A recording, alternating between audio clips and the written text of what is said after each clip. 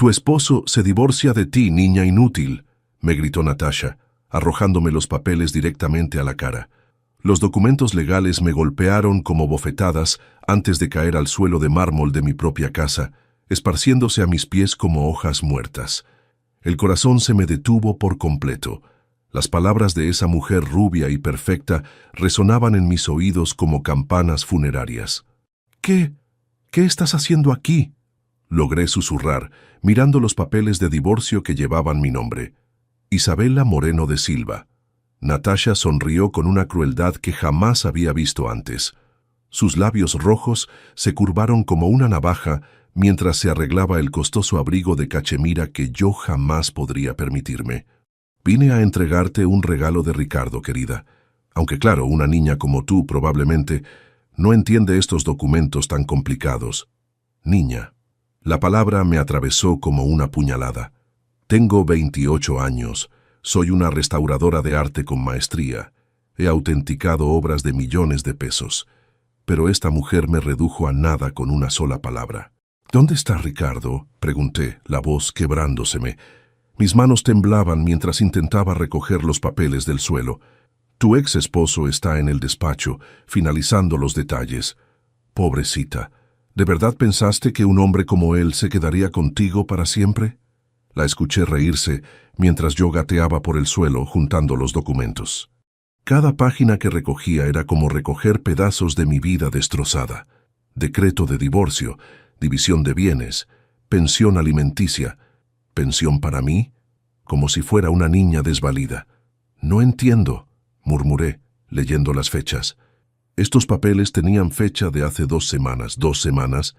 Esto no puede ser real. Oh, es muy real, corazón. Ricardo ha estado planeando esto durante meses. ¿De verdad creías que esas reuniones de negocios eran verdaderas reuniones de negocios? Meses. La palabra se hundió en mi estómago como plomo derretido. Todas esas noches que llegaba tarde, todas esas llamadas misteriosas, todos esos viajes de trabajo que yo justifiqué porque confiaba en él ciegamente. Pero nosotros acabamos de celebrar nuestro 5º aniversario hace 3 semanas, dije todavía en shock. Él me regaló esos aretes de esmeraldas.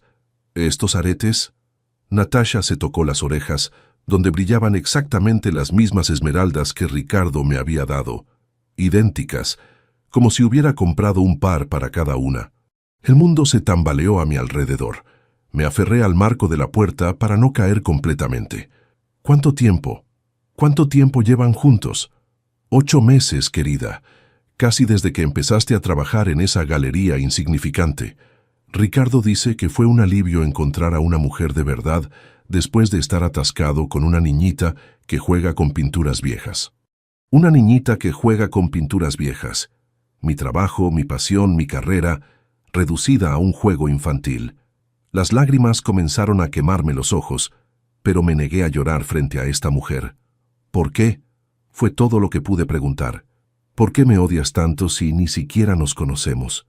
Los ojos azules de Natasha se endurecieron como hielo. Porque eres una estúpida que no supo valorar lo que tenía. Ricardo necesita una mujer que entienda su mundo, sus ambiciones, su nivel social, no una artista fracasada que se emociona con cuadros polvorientos. Cada palabra era una bala dirigida a destrozar lo poco que quedaba de mi autoestima. Pero mientras ella hablaba, algo en mi mente de restauradora comenzó a hacer clic. Los detalles no cuadraban. Estos papeles, miré más de cerca los sellos notariales. Algo estaba mal con la tinta, con la presión de los sellos. Después de años autenticando documentos históricos, desarrollé un ojo entrenado para detectar falsificaciones. ¿Qué pasa, Isabela? ¿Demasiado complicado para tu cerebrito de artista? No, es solo que... Me detuve. No debía mostrarle que había notado las irregularidades. No todavía. Natasha me arrebató los papeles de las manos. Ricardo quiere que firmes todo hoy. Cuanto antes desaparezcas de nuestras vidas, mejor para todos. Él ya habló con su abogado sobre la pensión. Recibirás lo mínimo legal, por supuesto. ¿Lo mínimo? Pero esta casa, el negocio, las inversiones, construimos todo esto juntos. ¿Juntos? Se rió como si hubiera contado el mejor chiste del mundo. Querida, Ricardo construyó todo esto. Tú solo fuiste. ¿Cómo lo dijo él? Ah, sí. Decoración bonita que ya pasó de moda. Esas palabras me golpearon peor que cualquier bofetada física. 5 años de matrimonio, de apoyo, de trabajar para que él pudiera expandir su negocio de importaciones, mientras yo tomaba trabajos de medio tiempo para contribuir. Tienes hasta mañana para empacar tus cosas personales, continuó Natasha, caminando hacia la puerta como si fuera dueña del lugar. Ah, Isabela, no hagas ninguna escena dramática. Ricardo odia a las mujeres histéricas. Se fue dejando una estela de perfume caro y devastación absoluta. Me quedé sola en el recibidor de la casa que había considerado mi hogar, rodeada de papeles de divorcio y de la certeza de que mi vida tal como la conocía había terminado. Pero mientras las lágrimas finalmente comenzaron a caer, mi mente siguió trabajando. Algo estaba muy mal con esos documentos. Y si había algo que sabía hacer mejor que nadie, era descubrir la verdad detrás de las mentiras. Mañana empezaría a investigar, pero por ahora necesitaba llorar por la mujer ingenua que acababa de morir. Día 1. Tarde. Me quedé en el suelo del recibidor durante lo que parecieron horas, aunque el reloj de péndulo marcaba apenas 30 minutos desde que Natasha se había ido. Los papeles de divorcio estaban esparcidos a mi alrededor como evidencia de un crimen, y en cierto modo eso era exactamente lo que eran. Cuando finalmente logré levantarme, mis piernas temblaban como gelatina. Fui a la cocina y me serví un vaso de agua con manos temblorosas. Todo me parecía irreal, como si estuviera viendo la vida de otra persona a través de un cristal empañado. Respira, Isabela. Piensa como la profesional que eres. Regresé al recibidor y comencé a examinar los documentos con más cuidado. Saqué mi lupa de aumento, la misma que uso para examinar pinceladas en cuadros antiguos, y estudié cada sello, cada firma, cada fecha. Ahí estaba otra vez, esa sensación incómoda de que algo no cuadraba. Los sellos notariales tenían una textura extraña, como si hubieran sido aplicados con demasiada presión para compensar una plancha desgastada.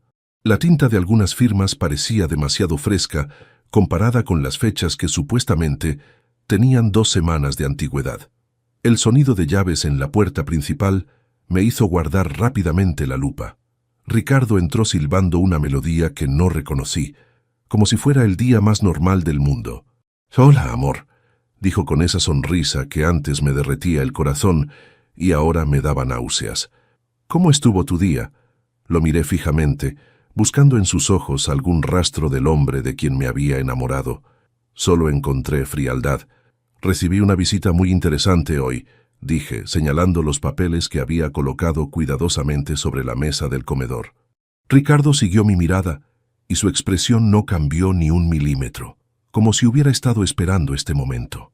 «Ah, eso. Sí, quería hablar contigo sobre eso», dijo, aflojándose la corbata con movimientos calculadamente casuales. «Isabela, los dos sabemos que nuestra relación no ha funcionado desde hace tiempo». «¿En serio?» Mi voz sonó más fuerte de lo que esperaba. «Porque yo no lo sabía. Pensé que estábamos bien».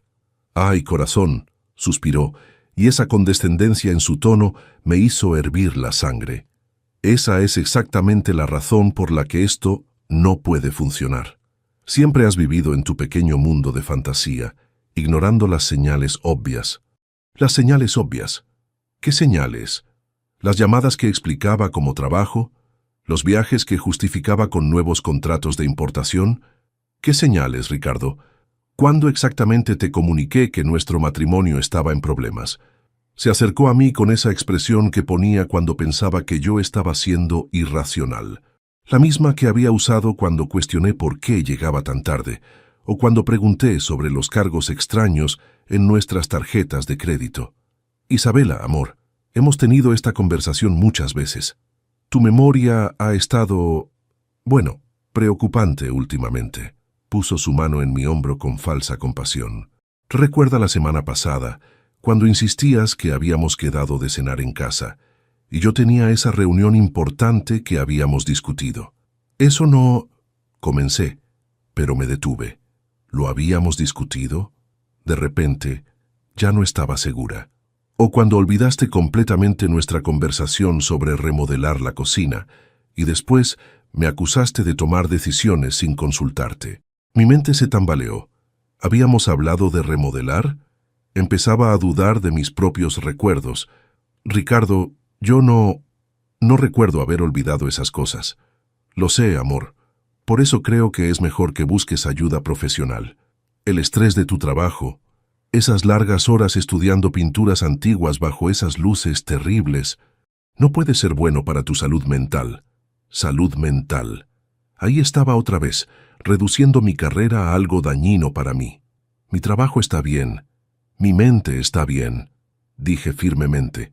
Por supuesto que sí. Su sonrisa no llegó a sus ojos. Pero mira estos papeles, Isabela. ¿De verdad no recuerdas cuando hablamos con el abogado hace 2 semanas? Estabas ahí, asentiste a todo. Yo nunca fui a ver a ningún abogado contigo. Isabela, su voz se volvió más seria, más preocupada. Estás haciendo exactamente lo que el doctor Mendoza dijo que podrías hacer. Negación, lagunas de memoria, episodios de confusión. ¿Qué doctor Mendoza? Yo nunca he visto a ningún doctor. ¡Mendoza! Ricardo suspiró profundamente y sacó su teléfono. Voy a llamarlo. Creo que necesitas volver a verlo pronto. Mientras marcaba, aprovechó para alejarse hacia la sala, pero no colgó completamente la llamada. Alcancé a escuchar fragmentos de una conversación que me heló la sangre. Sí, doctor, está teniendo otro episodio. No recuerda haber estado en su consulta. Exacto, como predijo. ¿Incrementar la medicación? Sí, entiendo que puede afectar la memoria a corto plazo. ¿Medicación? Me acerqué sigilosamente a la sala, manteniéndome fuera de su vista. Los documentos están listos, como discutimos. Sí, ella firmó durante la consulta, aunque es comprensible que no lo recuerde. Perfecto. Entonces mañana podemos proceder con la transferencia de bienes. Se me cortó la respiración. Transferencia de bienes. Yo había firmado algo, pero no recordaba haber firmado nada, y definitivamente no recordaba haber visitado a ningún doctor. Ricardo colgó y regresó conmigo, con esa expresión de preocupación perfectamente ensayada. El doctor Mendoza puede verte mañana en la tarde. Mientras tanto, preparé tu medicación de la noche. Me extendió 2 pastillas azules que nunca había visto en mi vida. ¿Qué son esas? Tu antidepresivo y el estabilizador de ánimo, amor. Has estado tomándolos durante 3 semanas. ¿De verdad no lo recuerdan? 3 semanas, exactamente cuando empezaron las supuestas lagunas de memoria que yo no recordaba tener. Yo necesito ir al baño, murmuré, tomando las pastillas. En el baño cerré la puerta con seguro y examiné las pastillas bajo la luz. No tenían las marcas de identificación que deberían tener los medicamentos reales. Parecían caseras. Sin pensarlo, las tiré por el inodoro y jalé la cadena. Cuando salí, Ricardo me esperaba con un vaso de agua. ¿Te tomaste tu medicamento? Sí, mentí, manteniendo la voz neutra. Perfecto. El doctor dice que pueden causar un poco de somnolencia al principio, pero que es normal. Esa noche me acosté fingiendo estar drogada y confundida, pero mi mente estaba más clara que nunca. Ricardo me estaba drogando.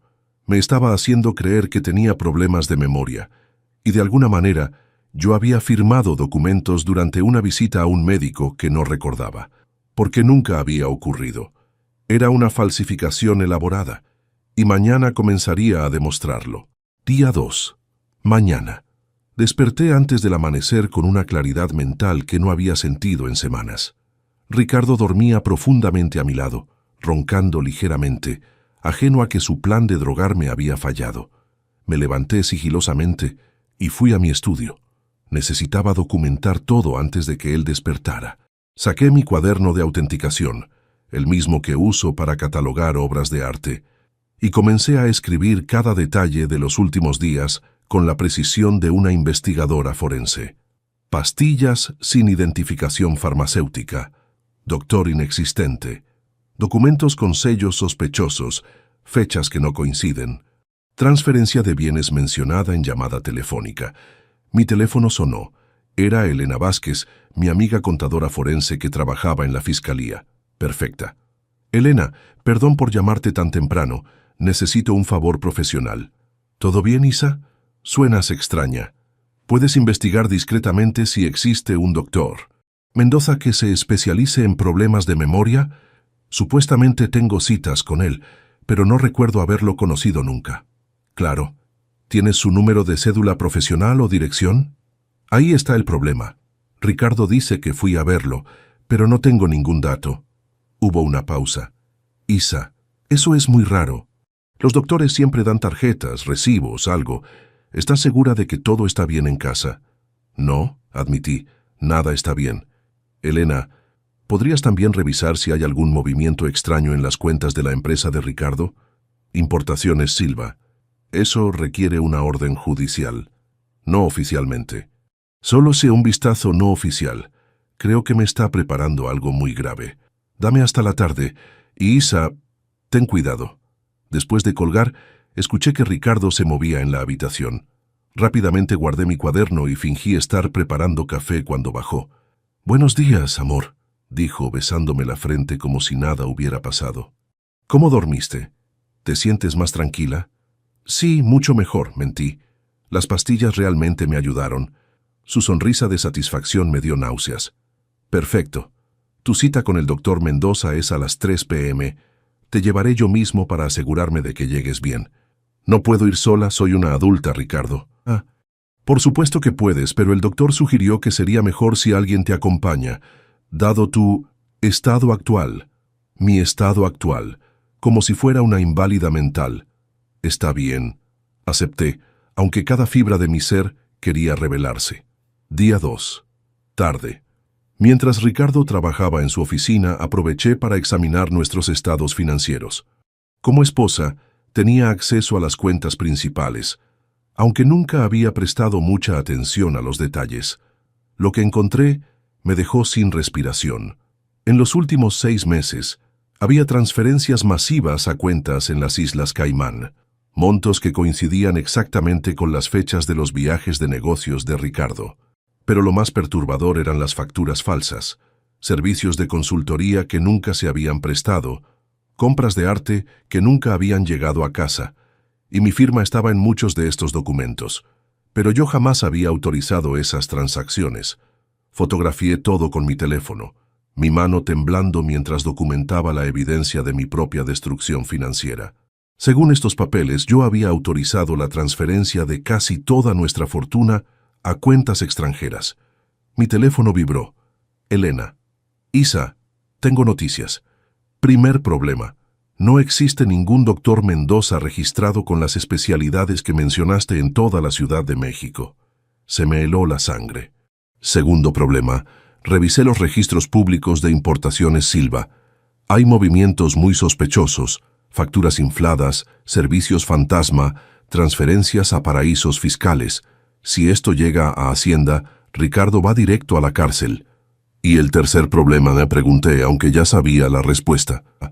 Tu nombre está en muchos de estos documentos como autorizante. Si descubren esto, tú también podrías enfrentar cargos por lavado de dinero. Me está preparando para ser el chivo expiatorio. Elena, esas firmas son falsas. Yo nunca autoricé nada de esto. Lo sé, pero necesitarás probarlo. ¿Tienes alguna evidencia de que Ricardo está falsificando tu firma? Pensé en los papeles de divorcio, en los documentos del supuesto doctor, en todas las transferencias bancarias.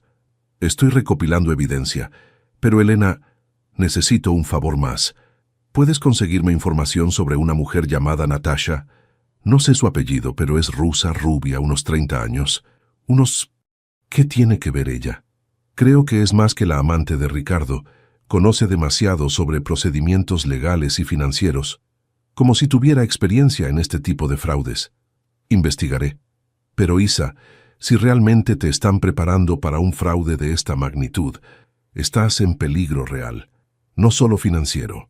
Después de colgar me dirigí a la oficina de Ricardo en casa. Necesitaba más evidencia, y su computadora personal podría tener información que su oficina pública no tenía. La puerta estaba cerrada con llave, pero yo conocía su escondite de llaves de emergencia. En 5 minutos estaba dentro. Su escritorio estaba inmaculadamente ordenado, pero yo sabía dónde buscar. Abrí el cajón inferior izquierdo donde siempre guardaba los documentos sensibles, y encontré una carpeta que me dejó sin aliento. Operación Limpieza, Isabela. Dentro había copias de documentos con mi firma falsificada, un reporte psiquiátrico falso firmado por el inexistente Dr. Mendoza, fotografías de las pastillas que me había estado dando y algo que me hizo vomitar, un plan detallado para declararme mentalmente incapacitada. Según este documento, yo había estado sufriendo un deterioro mental progresivo que justificaría transferir todos nuestros bienes a Ricardo antes de internarme en una institución psiquiátrica privada. Me quería volver loca. Literalmente, fotografié cada página con manos temblorosas, pero cuando estaba guardando la carpeta, escuché pasos en las escaleras. «Isabela, ¿dónde estás, amor?» Ricardo había regresado temprano. Cerré rápidamente el cajón y traté de salir de la oficina, pero la llave se atoró en la cerradura. Los pasos se acercaban al pasillo. «Isabela, tenemos que irnos a tu cita con el doctor». Finalmente logré abrir la puerta y salir al pasillo justo cuando Ricardo aparecía en las escaleras. «Ah, ahí estás», dijo, pero sus ojos se dirigieron inmediatamente a la puerta de su oficina. «¿Qué hacías por acá arriba?» Buscaba mi suéter azul. Pensé que lo había dejado en el cuarto de huéspedes. Sus ojos se estrecharon ligeramente, estudiando mi expresión. «¿Encontraste tu suéter?» «No, debe estar en la lavandería». Bueno, vámonos. No queremos llegar tarde con el doctor Mendoza». Mientras bajábamos las escaleras, Ricardo puso su mano en mi espalda baja. Un gesto que antes me consolaba y ahora me aterrorizaba, porque ya no era un esposo cariñoso guiándome, era un depredador llevando a su presa directo a la trampa. Día 2, 3:00 p.m. El consultorio del supuesto doctor Mendoza estaba en un edificio elegante de Polanco, pero algo se sentía mal desde el momento en que entramos. La recepcionista, una mujer mayor con demasiado maquillaje, me sonrió con una familiaridad que no correspondía a alguien que supuestamente había visto varias veces. «Señora Silva, qué gusto verla de nuevo», dijo con entusiasmo ensayado. «El doctor la está esperando, de nuevo, como si me conociera de toda la vida, aunque yo estaba completamente segura de que nunca la había visto». Ricardo me apretó el hombro suavemente. «Ve tranquila, amor. Yo esperaré aquí». El doctor Mendoza era un hombre de unos 60 años con barba gris y lentes, vestido con bata médica. Su oficina tenía todos los elementos apropiados: diplomas en las paredes, libros de psiquiatría, incluso una silla de cuero para pacientes. Pero mi ojo entrenado notó inmediatamente las inconsistencias. Los diplomas estaban enmarcados con vidrio demasiado reflectante, impidiendo leer los detalles. Los libros en los estantes tenían una capa uniforme de polvo, como si nunca hubieran sido abiertos. Y había un detalle que cualquier restauradora de arte notaría. Las esquinas de los diplomas tenían marcas de guillotina, como si hubieran sido cortados recientemente. «Isabela, me da mucho gusto verte de nuevo», dijo el falso doctor con voz paternal. «¿Cómo te has sentido desde nuestra última sesión?» Decidí seguirle el juego para ver hasta dónde llegaba la farsa. «Confundida», admití. «No recuerdo muy bien nuestra conversación anterior». «Es comprensible. Los episodios de amnesia han estado empeorando, como discutimos. ¿Has estado tomando tu medicación?» «Sí, religiosamente». «Perfecto. Ahora necesito que firmes algunos documentos para actualizar tu expediente médico». Me presentó una pila de papeles. Al leer rápidamente, me di cuenta de que no eran actualizaciones médicas.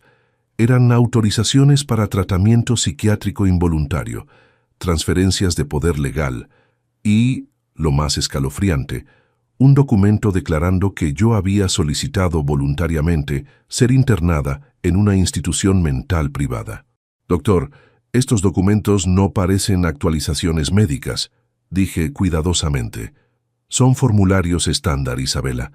Dado tu estado de deterioro cognitivo progresivo, necesitamos estas autorizaciones para protegerte y asegurar que recibas el tratamiento adecuado». Deterioro cognitivo progresivo. Las mismas palabras que había leído en la carpeta Operación Limpieza. ¿Puedo leer todo antes de firmar? Como profesional, siempre reviso los documentos cuidadosamente. El falso doctor intercambió una mirada casi imperceptible con la recepcionista que había entrado silenciosamente. Por supuesto, pero Isabela, uno de los síntomas de tu condición es la paranoia y la desconfianza excesiva hacia figuras de autoridad. Es importante que confíes en el proceso de tratamiento. Ahí estaba, el gaslighting perfecto. Si cuestionaba algo, era evidencia de mi enfermedad mental. Fingí leer los documentos mientras mi mente trabajaba a toda velocidad. Necesitaba evidencia de esta farsa, pero también necesitaba salir de aquí sin levantar sospechas. Doctor, ¿podría tomar una foto de estos documentos para mis archivos personales? Mi trabajo requiere que mantenga copias de todos mis documentos médicos. Me temo que eso no es posible debido a la confidencialidad médica, respondió rápidamente. Pero te proporcionaremos copias oficiales una vez que estén procesados. Claro que no era posible, porque estos documentos nunca deberían existir. Entiendo. ¿Podría usar el baño antes de firmar? Por supuesto. Al final del pasillo. En el baño, saqué mi teléfono y llamé al número que aparecía en uno de los diplomas de la pared. Era un riesgo, pero necesitaba confirmación. Universidad Anáhuac, Departamento de Medicina, ¿en qué puedo ayudarle? Disculpe, estoy verificando las credenciales de un graduado. Dr. Fernando Mendoza, especialista en psiquiatría, graduado en 1987. Un momento. Lo siento, señora, pero no tenemos registro de ningún Dr. Fernando Mendoza en nuestros archivos de graduados de psiquiatría. Colgué con el corazón acelerado. Tenía la confirmación. Este hombre era un completo impostor. Cuando regresé al consultorio, el falso doctor tenía las plumas listas. Lista para firmar, Isabela. Era el momento de la verdad. Si firmaba, legalmente me estarían declarando incompetente mental y transferirían todo mi poder legal a Ricardo. Si me negaba, sabrían que había descubierto su plan. Doctor, antes de firmar, ¿podría explicarme exactamente qué tipo de tratamiento está recomendando? Terapia intensiva en un ambiente controlado, un lugar hermoso en las afueras de la ciudad donde podrás recuperarte sin las presiones del mundo exterior. Un manicomio privado donde nadie me encontraría jamás. Suena maravilloso, dije con la mejor actuación de mi vida, pero tengo una pregunta. ¿Este tratamiento requiere que renuncie a mi trabajo? Temporalmente sí. Tu esposo se hará cargo de todos tus asuntos profesionales y financieros mientras te recuperas. Por supuesto que sí. Tomé la pluma y fingí estar a punto de firmar, pero en el último segundo dejé caer la pluma accidentalmente. Ay, perdón, qué torpe soy. Mientras me agachaba a recoger la pluma, discretamente tomé fotos de los documentos con mi teléfono. No te preocupes, Isabela.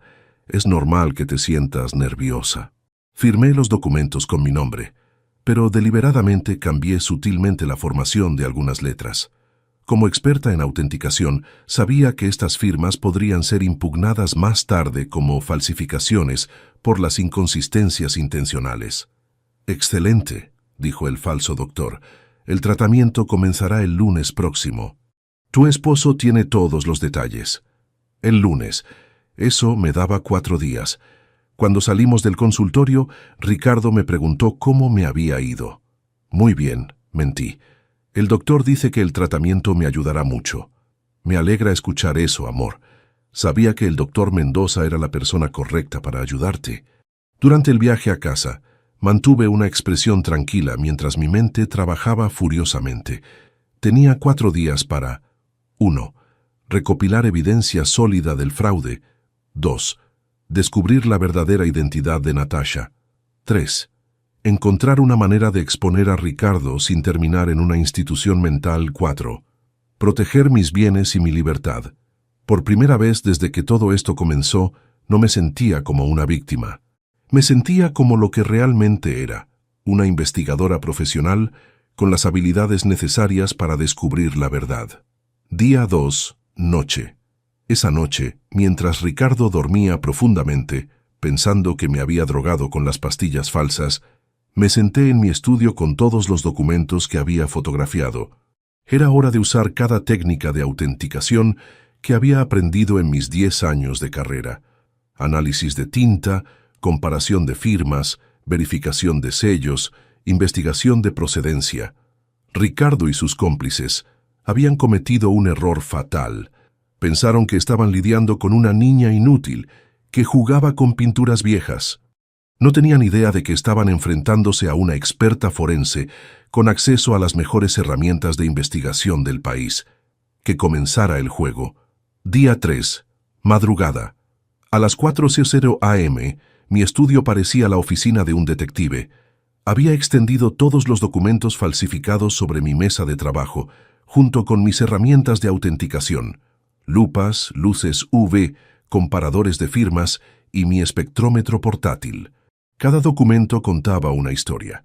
Las firmas falsificadas de mi nombre tenían microtemblores característicos de alguien copiando lentamente, en lugar del flujo natural de mi escritura habitual.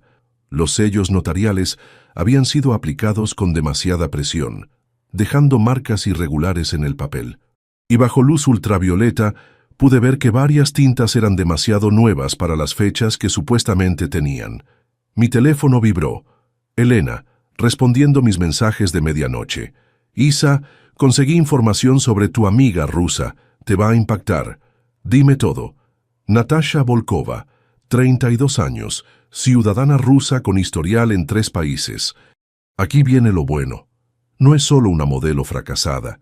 Tiene antecedentes por fraude matrimonial en Suiza y España. Se me aceleró el pulso. ¿Fraude matrimonial? Su especialidad es seducir hombres ricos, casarse con ellos y después orquestar esquemas para robarles todo, usando documentos falsificados y declaraciones de incapacidad mental. En España, su último esposo terminó internado en un psiquiátrico después de que ella demostró que tenía demencia temprana. Exactamente el mismo plan que me tenían preparado. Elena, eso significa que Ricardo no es el cerebro de esta operación. Natasha es la experta. Él es solo otro títere, aunque probablemente no se ha dado cuenta. Todo comenzó a tener sentido. La crueldad calculada de Natasha al entregar los papeles de divorcio, su conocimiento de procedimientos legales, la forma tan precisa en que había orquestado mi humillación. ¿Hay algo más? Sí. Natasha entró a México con visa de turista hace 8 meses, pero ha estado trabajando ilegalmente. Y aquí está la bomba. Según mis contactos en migración, tiene una orden de deportación pendiente de España por evasión fiscal. 8 meses. Exactamente cuando Ricardo comenzó a cambiar, cuando empezaron las reuniones de negocios misteriosas. Elena, necesito que me ayudes con algo más. Puedes conseguir información sobre la clínica psiquiátrica donde supuestamente me van a internar el lunes. ¿Tienes el nombre?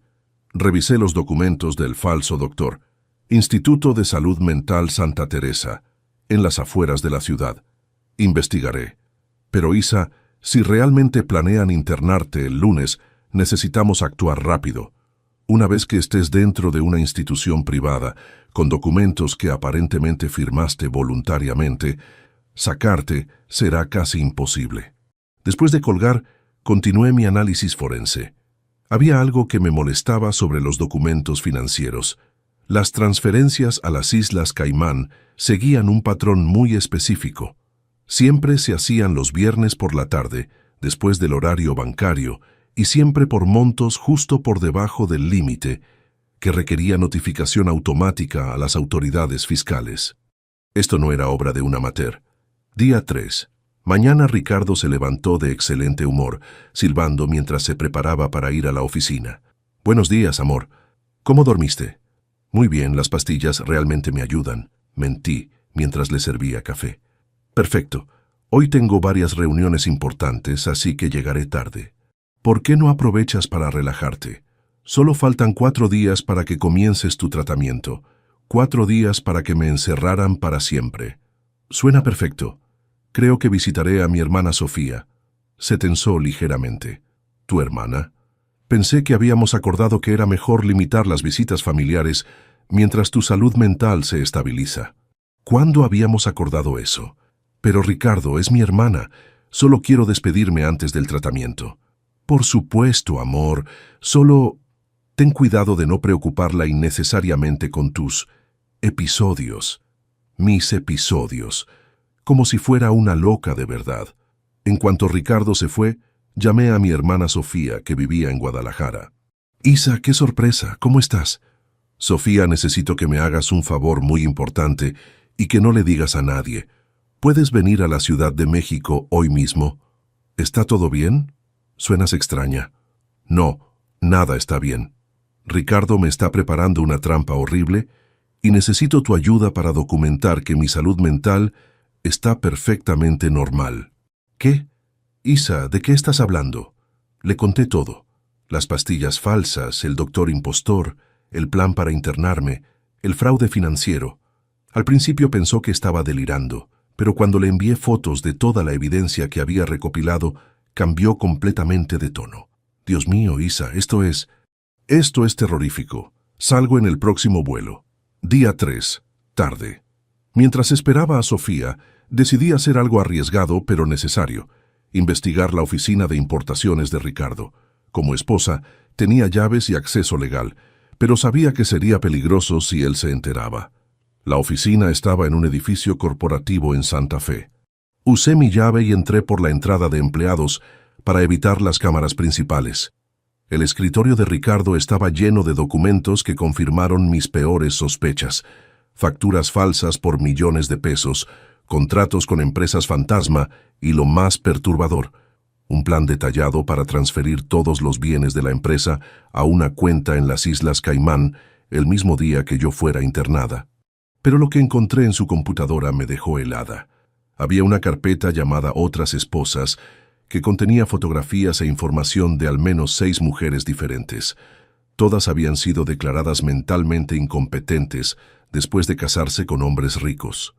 Todas habían perdido sus bienes y todas habían desaparecido después de ser internadas en clínicas psiquiátricas privadas. Natasha y Ricardo habían hecho esto antes, múltiples veces. Estaba fotografiando la evidencia cuando escuché voces en el pasillo. Me escondí detrás del escritorio justo cuando la puerta se abrió. «Los documentos están listos para el lunes», era la voz de Natasha. «Una vez que esté internada podremos proceder con la fase final». «¿Estás segura de que no sospecha nada?», preguntó Ricardo. «Por favor. Esa niña idiota está tan drogada que apenas puede pensar claramente. Ayer firmó su propia sentencia de muerte sin leer los documentos. Sentencia de muerte. ¿Y después qué? ¿Cuánto tiempo tiene que estar en la clínica?». Natasha se rió. «Querido, ¿de verdad crees que va a salir de ahí? Los accidentes en clínicas psiquiátricas privadas son más comunes de lo que piensas, especialmente con pacientes suicidas que tienen historial de depresión severa». Se me cortó la respiración. No solo planeaban robarme y encerrarme, planeaban matarme. «Pero el dinero estará seguro para entonces, ¿verdad?», preguntó Ricardo. «Todo transferido a nuestras cuentas en Caimán el lunes por la tarde. Para el martes seremos millonarios libres de cualquier conexión con México». «¿Y las otras? ¿Las esposas anteriores? ¿Qué pasa con ellas? Están muertas o tan drogadas en instituciones que nunca podrán testificar contra nosotros». Ricardo se rió, un sonido que me hizo vomitar internamente. «Eres brillante, Natasha. Nunca pensé que fuera tan fácil. La codicia hace que los hombres sean estúpidos, querido. Tú solo tuviste que enamorarte de la esposa correcta, una con suficiente dinero para hacer que valiera la pena el esfuerzo».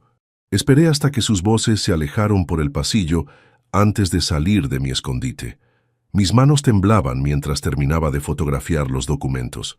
No solo era una víctima, era la próxima en una línea de mujeres asesinadas sistemáticamente por esta pareja de psicópatas.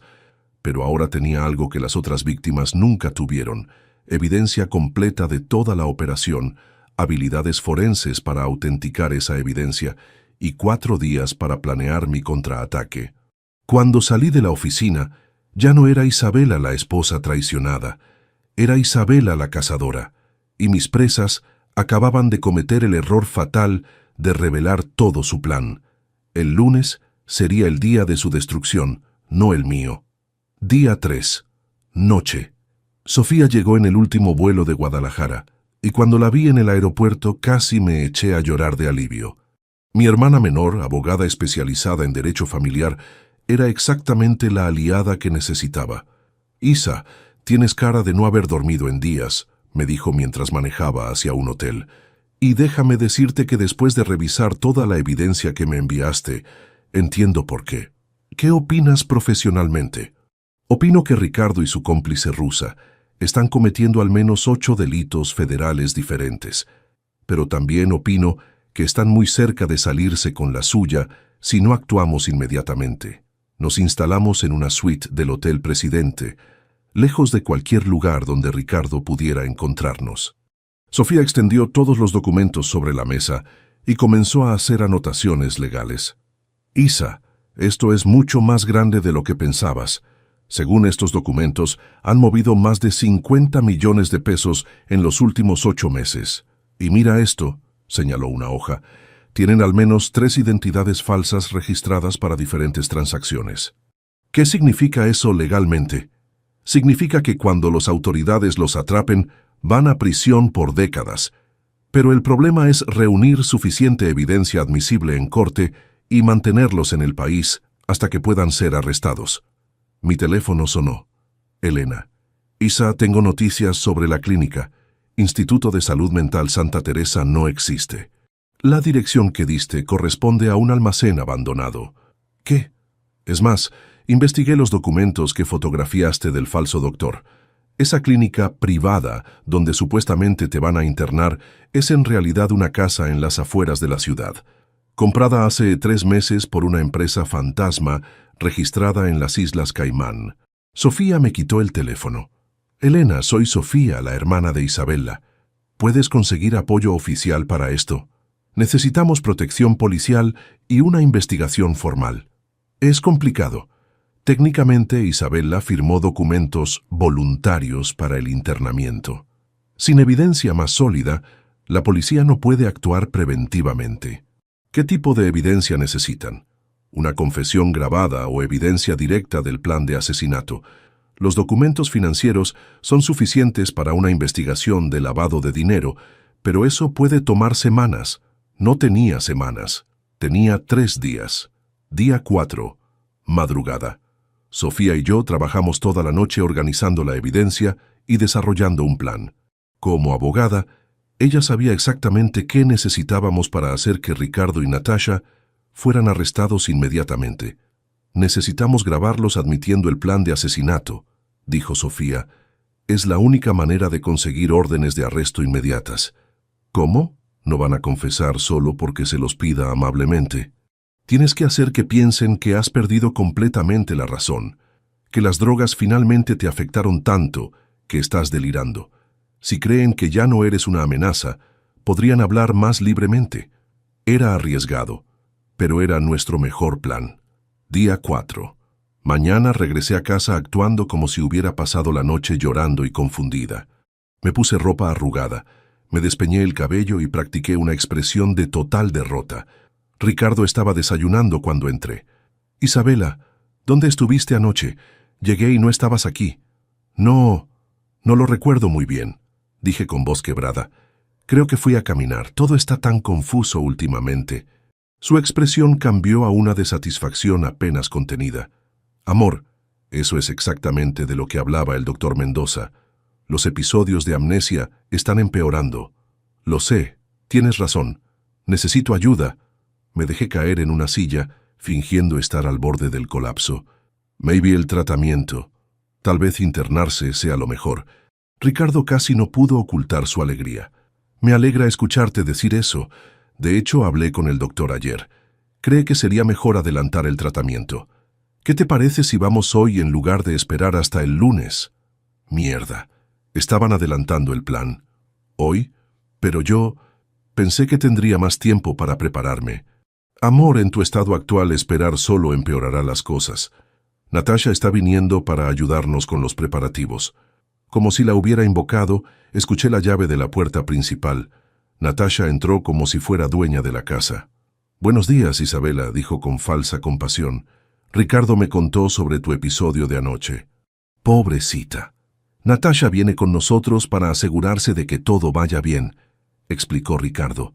Necesitaba más tiempo para avisar a Sofía y Elena sobre el cambio de plan, pero también necesitaba conseguir esa confesión grabada. ¿Podría ¿Podría ir al baño antes de irnos?, pregunté con voz temblorosa. Por supuesto, amor. Tómate tu tiempo. En el baño rápidamente envié un mensaje de texto a Sofía. Cambiaron plan. Se llevan hoy. Activar respaldo inmediatamente. Después activé la grabadora de mi teléfono y lo dejé parcialmente escondido en mi bolsillo con el micrófono expuesto. Cuando salí, Ricardo y Natasha estaban hablando en voz baja en la cocina. Me acerqué lentamente, fingiendo estar desorientada. Perfecto que haya tenido el episodio anoche, decía Natasha. Hace que todo parezca más creíble. ¿Estás segura de que la clínica está lista?, preguntó Ricardo. Todo preparado. Los documentos están firmados, las cámaras están desactivadas y nuestro personal médico está esperando. Una vez que esté sedada, podremos proceder con la transferencia final de bienes. ¿Y después? Natasha bajó la voz, pero mi teléfono seguía grabando. Una sobredosis accidental de sedantes, muy común en pacientes psiquiátricos que intentan suicidarse. Para mañana por la noche, Isabela Moreno será solo un recuerdo triste. Lo tenía. Confesión completa de asesinato premeditado. Perdón, dije en voz alta fingiendo estar confundida. ¿De qué están hablando? Se voltearon rápidamente. Ricardo me sonrió con esa expresión paternal que ahora me daba escalofríos. Solo estábamos discutiendo los detalles de tu tratamiento, amor. ¿Lista para irnos? Supongo que sí, murmuré. Pero cuando me dirigía hacia la puerta, Natasha me agarró del brazo con fuerza sorprendente. Isabela, ¿qué es eso que está sobresaliendo de tu bolsillo? Mi sangre se heló. Una esquina de mi teléfono era visible. Es mi teléfono. ¿Está grabando? Sus ojos azules se volvieron peligrosos. No, yo no. ¿Por qué estaría grabando? Natasha me arrebató el teléfono y vio que efectivamente estaba grabando. Su expresión cambió completamente, transformándose en algo feroz y letal. Ricardo, nuestra pequeña esposa enferma, nos ha estado engañando. Ricardo se acercó con los ojos entrecerrados. ¿Qué quieres decir? Quiero decir que esta niña idiota no está tan loca como pensábamos. Ha estado investigando, grabando, recopilando evidencia. El ambiente en la cocina se volvió eléctrico de peligro. Isabela, dijo Ricardo con una voz que nunca había escuchado antes, ¿qué exactamente has estado haciendo? Ya no había razón para fingir.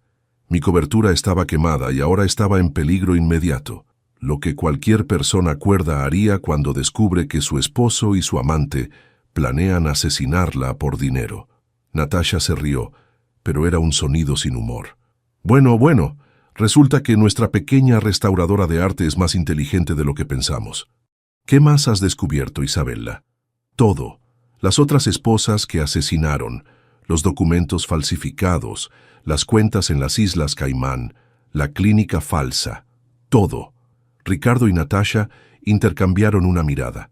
¿Sabes qué significa esto, verdad?, dijo Natasha. Significa que tenemos que adelantar nuestro cronograma considerablemente, respondió Ricardo. Natasha sacó algo de su bolsa, un frasco pequeño y una jeringa. Means que Isabela va a tener su colapso nervioso final aquí mismo, en su propia casa. Corrí hacia la puerta, pero Ricardo me bloqueó el paso. Me dirigí hacia la puerta trasera, pero Natasha ya estaba ahí. No hay a dónde ir, Isabela, dijo Ricardo. Debiste haber tomado tus pastillas como una buena esposa. Estaba atrapada, pero mientras ellos se acercaban, escuché algo hermoso, sirenas policiales a la distancia, acercándose rápidamente. Sofía había activado nuestro plan de respaldo. ¿Escuchan eso? Sonreí por primera vez en días. Esa es la policía viniendo por ustedes dos. Las expresiones de confianza en sus caras se desvanecieron instantáneamente. Imposible, murmuró Natasha. Nadie sabe. Mi hermana es abogada. Elena es contadora forense de la fiscalía. Y resulta que todo este tiempo he estado recopilando evidencia admisible en corte de cada uno de sus crímenes. Las sirenas se volvieron ensordecedoras. Hora de correr, les dije, aunque no creo que lleguen muy lejos. Día 4, 10:30 am. Las sirenas se detuvieron frente a nuestra casa con un rugido de motores y portazos. A través de la ventana vi al menos 6 patrullas y una camioneta de la Policía Federal. Ricardo y Natasha se miraron con pánico puro. «Esto no puede estar pasando», murmuró Natasha. «Los documentos estaban perfectos, el plan era infalible». «Cállate y piensa», le gritó Ricardo. «¿Hay alguna manera de salir por atrás?» «Los agentes ya rodearon la casa», les informé con satisfacción. «Mi hermana no es amateur». El timbre sonó, seguido de golpes autoritarios en la puerta.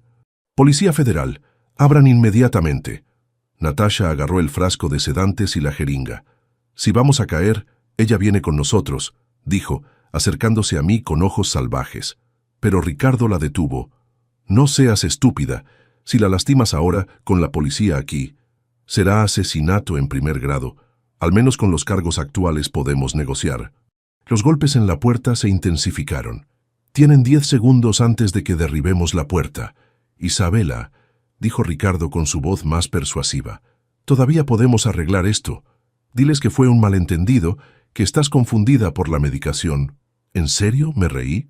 «¿Después de admitir que planeaban asesinarme? ¿Después de descubrir que han matado a al menos 6 mujeres antes que yo?» 5, 4, 3... Natasha corrió hacia la puerta trasera, pero se detuvo cuando vio agentes federales apuntándole con armas desde el jardín. 2, 1... La puerta principal se abrió de golpe. Agentes armados inundaron la casa, gritando órdenes. «Al suelo. Manos donde podamos verlas». Vi a Sofía entrar detrás de los agentes junto con Elena y un hombre que parecía ser fiscal federal.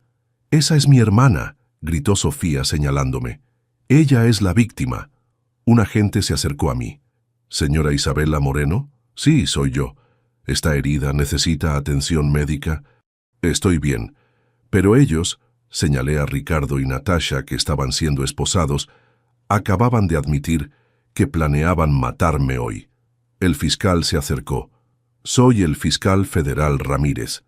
«Señora Moreno, tenemos la grabación que envió su hermana, pero necesitamos que confirme su testimonio formalmente». «Por supuesto. Tengo evidencia de 8 meses de fraude, lavado de dinero, falsificación de documentos y asesinatos múltiples». Ricardo me miró con una mezcla de shock y respeto involuntario. «Isabela, ¿cómo diablos?» «Soy una experta en autenticación de documentos, Ricardo. ¿De verdad pensaste que no iba a notar que todos tus papeles eran falsificaciones amateur?» «Ricardo Silva», gritó uno de los agentes.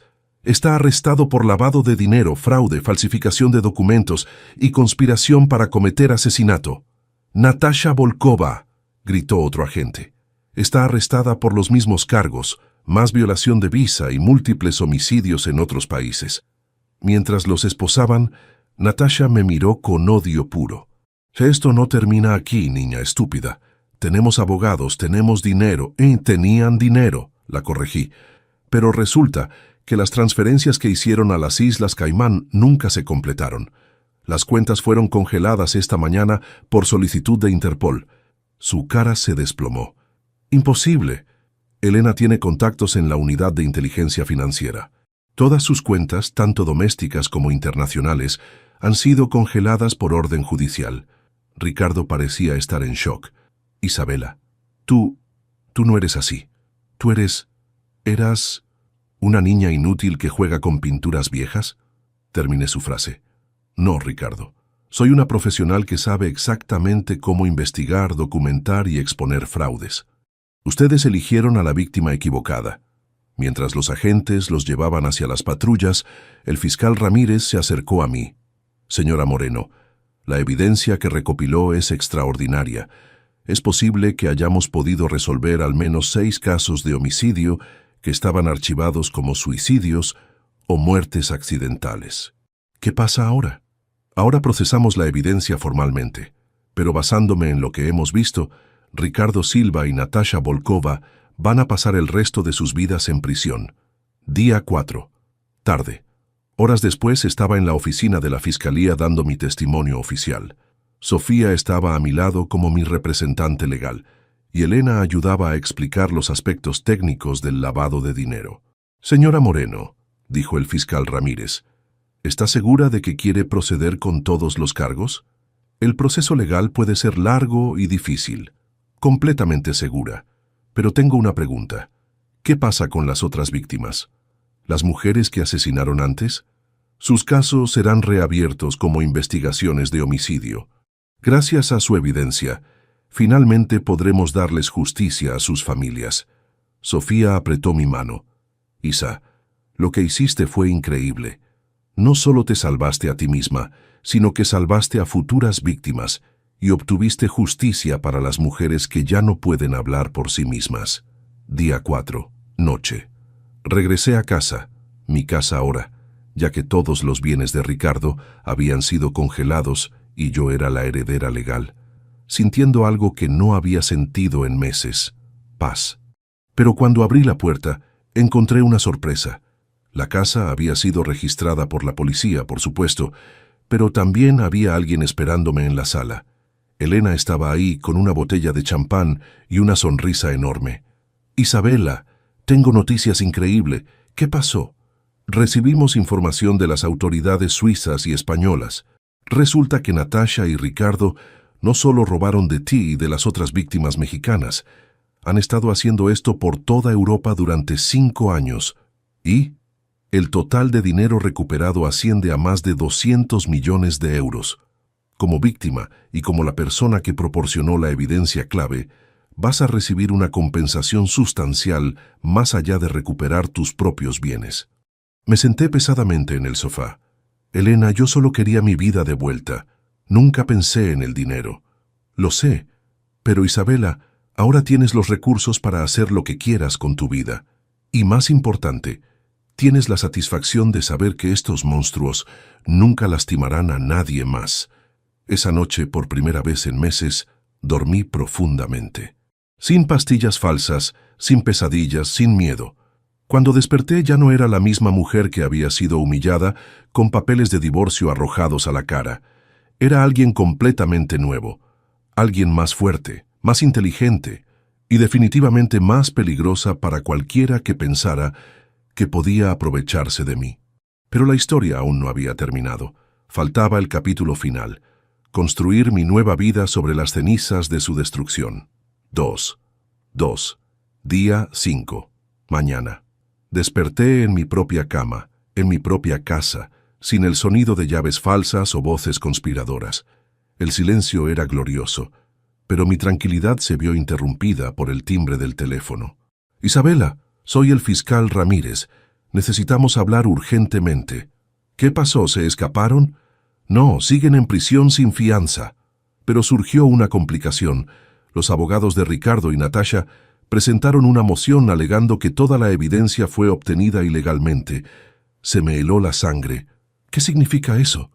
Están argumentando que como esposa no tenías derecho legal a registrar los documentos privados de Ricardo sin su consentimiento y que la grabación se obtuvo bajo engaño. Pero yo soy su esposa. Tengo derechos sobre los bienes matrimoniales. Es complicado, necesito que venga a la oficina inmediatamente. Trajimos a un especialista en derecho matrimonial para revisar el caso. Día 5. Mediodía. En la oficina de la Fiscalía me esperaba un equipo completo: el fiscal Ramírez, Sofía, Elena y un hombre mayor que se presentó como el doctor Héctor Villalobos, especialista en derecho matrimonial. «Señora Moreno», dijo el doctor.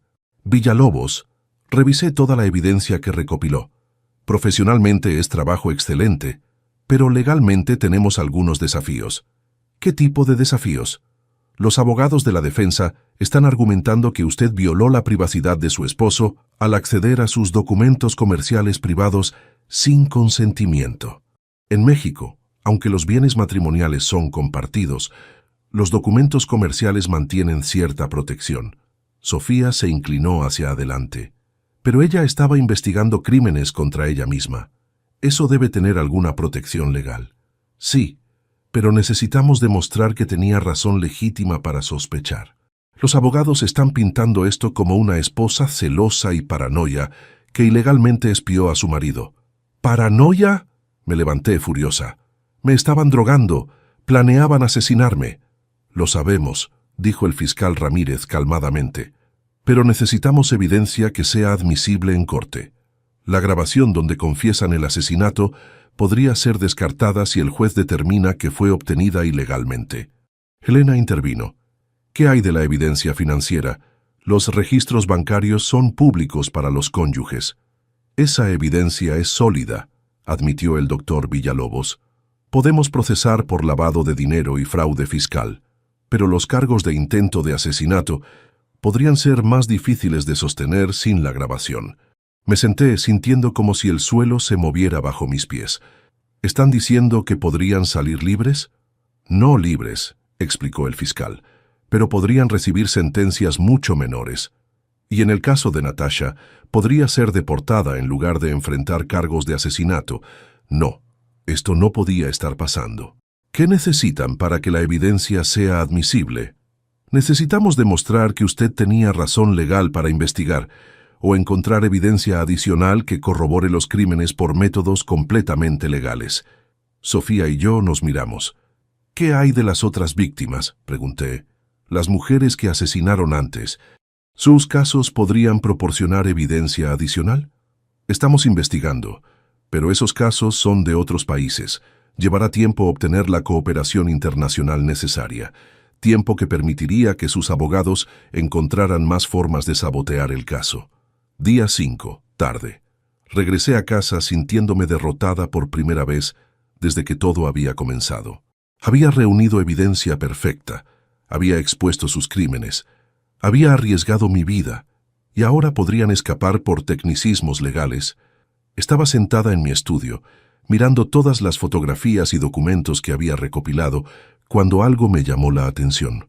Una factura que había fotografiado en la oficina de Ricardo, enterrada entre docenas de otras transacciones. Era un pago a una empresa llamada Servicios Médicos Especializados por 50,000 pesos, fechado hace 2 meses. Busqué en Internet Servicios Médicos Especializados y encontré que era una empresa registrada para proporcionar personal médico privado para consultas domiciliarias. El falso doctor Mendoza. Si podía demostrar que Ricardo había pagado por servicios de un doctor falso, eso sería evidencia de conspiración obtenida completamente legal a través de registros financieros matrimoniales. Llamé inmediatamente a Elena. Elena, necesito que rastrees un pago específico de la cuenta comercial de Ricardo. Tengo el número de transacción. Dame los detalles. Le dicté toda la información de la factura. Perfecto. Esto es evidencia financiera legítima. Si podemos conectar este pago con servicios fraudulentos, tenemos un caso sólido de conspiración. ¿Puedes conseguir más información sobre esta empresa? Déjame hacer algunas llamadas. Día 6. Mañana Elena me llamó temprano con noticias extraordinarias. Isa, encontramos oro. Servicios Médicos Especializados. Es una empresa fachada operada por un hombre llamado Jorge Medina. No es doctor. Es un actor desempleado con antecedentes por fraude. Y está dispuesto a testificar contra Ricardo y Natasha a cambio de un acuerdo de culpabilidad reducida. Dice que lo contrataron para actuar como psiquiatra falso en al menos 12 casos diferentes durante los últimos 3 años. 12 casos. 12 mujeres. ¿Eso es suficiente evidencia? Más que suficiente. El testimonio de Medina, combinado con los registros de pago de Ricardo, establece un patrón claro de conspiración criminal. Y como los pagos están en registros financieros matrimoniales, toda la evidencia es completamente admisible. Día 6, tarde. En la oficina de la Fiscalía, el ambiente había cambiado completamente. El fiscal Ramírez tenía una sonrisa genuina, y el doctor Villalobos parecía impresionado. Señora Moreno, el testimonio del señor. Medina cambia todo el caso, dijo el fiscal. No solo confirma el fraude médico en su caso, sino que nos ha dado información sobre víctimas adicionales en México que no conocíamos. ¿Qué significa eso para Ricardo y Natasha? Significa que ahora enfrentan cargos por al menos 15 casos de fraude, 8 casos de intento de asesinato y 3 casos confirmados de homicidio. Las sentencias mínimas serían de 40 años, sin posibilidad de libertad condicional. Sofía apretó mi mano. Isa, no solo ganaste, los destruiste completamente. Día 7. Mañana. Mi teléfono sonó con una llamada inesperada. Era el abogado defensor de Ricardo. Señora Moreno, soy el licenciado Hernández. representando a Ricardo Silva. Mi cliente desea hablar con usted. ¿Hablar conmigo? ¿Para qué? Quiere disculparse y discutir la posibilidad de un acuerdo. Me reí. ¿Un acuerdo? Su cliente me drogó, intentó declararme loca, planificó asesinarme y robó millones de pesos. ¿Qué tipo de acuerdo podría querer? Está dispuesto a confesar completamente y proporcionar información sobre otras víctimas a cambio de que usted considere no testificar en el juicio. Licenciado, díganle a su cliente que la niña inútil que jugaba con pinturas viejas va a testificar con mucho gusto y va a asegurarse de que él y su cómplice pasen el resto de sus vidas en prisión. Señora, por favor, no hay nada que discutir. Su cliente eligió el objetivo equivocado cuando decidió que podía destruir mi vida. Ahora va a descubrir lo que realmente significa ser destruido. Colgué el teléfono, sintiéndome más poderosa de lo que me había sentido jamás en mi vida. La niña inútil había muerto el día que Natasha me arrojó esos papeles de divorcio a la cara. En su lugar, había nacido una mujer que sabía exactamente cuánto valía y que jamás permitiría que nadie la subestimara de nuevo. Faltaba solo un capítulo para completar mi transformación. Día 30, un mes después. Exactamente un mes después de que Natasha me arrojara esos papeles de divorcio a la cara, estaba sentada en el estrado de testigos del Tribunal Federal, mirando directamente a los ojos a mis torturadores. El salón del tribunal estaba repleto. Periodistas, familiares de otras víctimas, agentes federales y curiosos que habían seguido el caso que los medios habían bautizado como la red de las viudas falsas. Ricardo estaba sentado en la mesa de los acusados, visiblemente más delgado, con el cabello gris y una mirada derrotada. Ya no era el hombre seguro y manipulador que me había drogado y engañado. Era un criminal en un traje arrugado, esperando su sentencia. Natasha, a su lado, mantenía su arrogancia, pero había perdido toda la glamour. Sin su ropa cara y su maquillaje perfecto, se veía como lo que realmente era, una estafadora envejecida que había llegado al final de su carrera criminal. El fiscal Ramírez se acercó al estrado. «Señora Moreno, ¿puede decirnos qué le dijo la acusada Natasha Volkova cuando le entregó los papeles de divorcio?» Mi voz resonó clara y fuerte en el tribunal.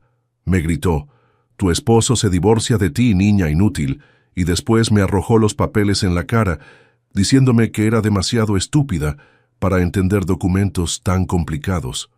¿Y cómo se sintió en ese momento? Destrozada, humillada, como si todo mi valor como persona hubiera sido reducido a nada.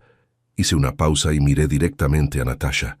Pero esa humillación me salvó la vida porque me motivó a investigar, y esa investigación reveló que no era solo una víctima, sino que había un plan elaborado para asesinarme después de robar todo lo que tenía.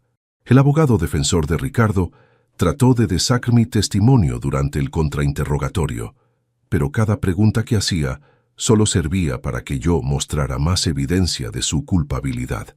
«Señora Moreno, ¿no es cierto que usted violó la privacidad de su esposo al revisar sus documentos comerciales?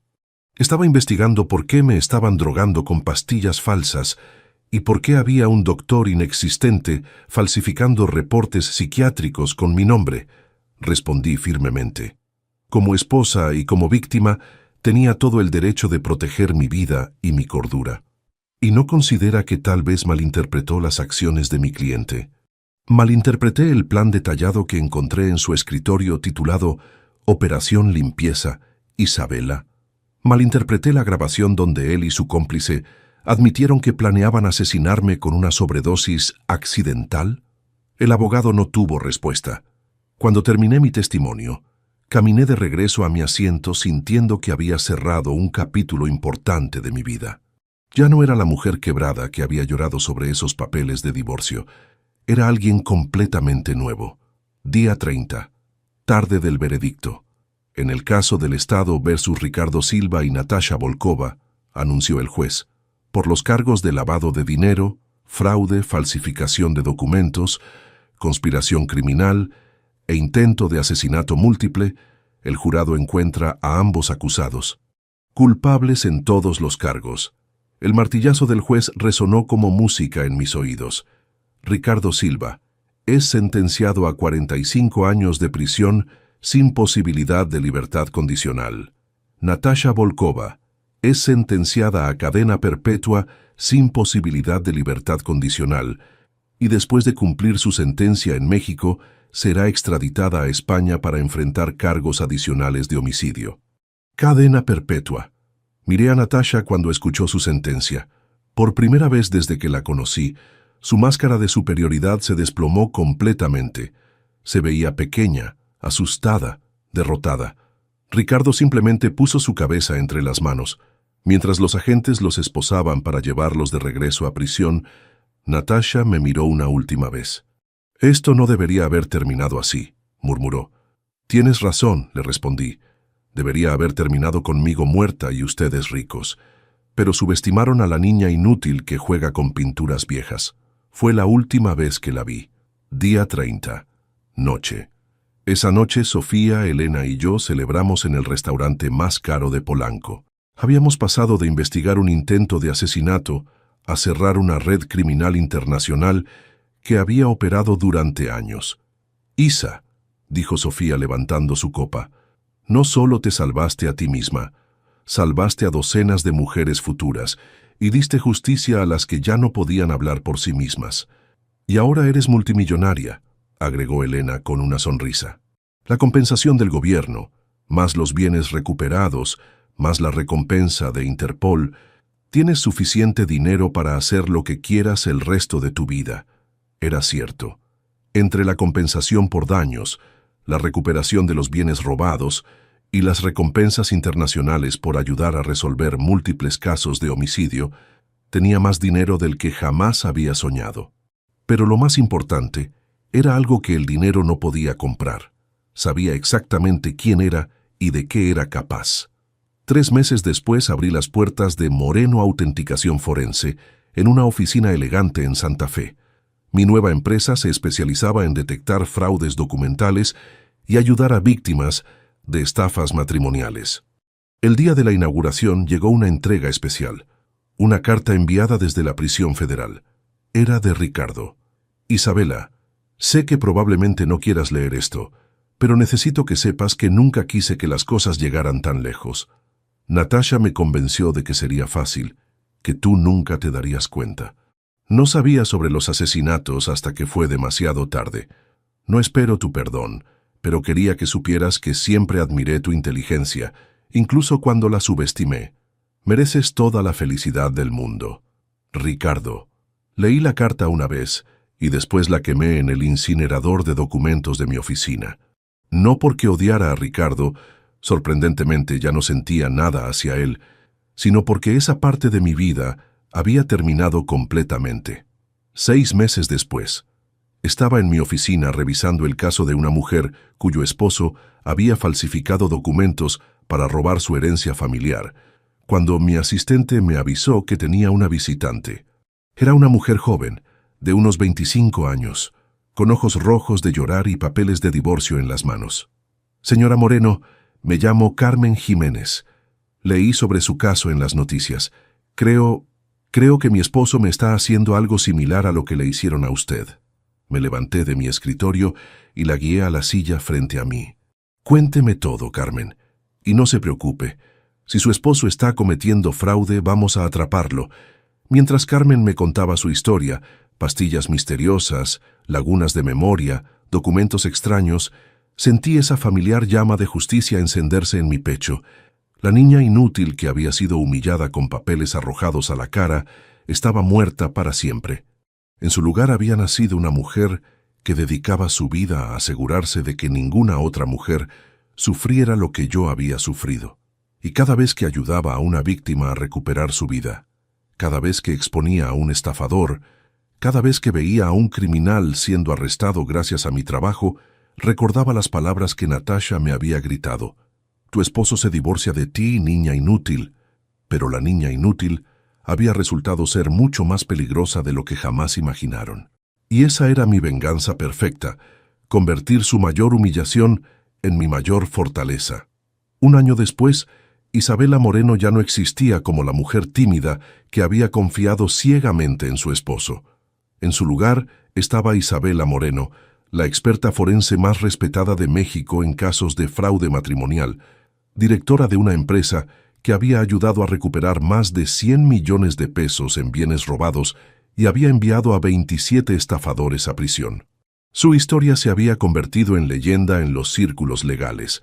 La restauradora de arte, que había usado sus habilidades de autenticación para exponer una red criminal internacional.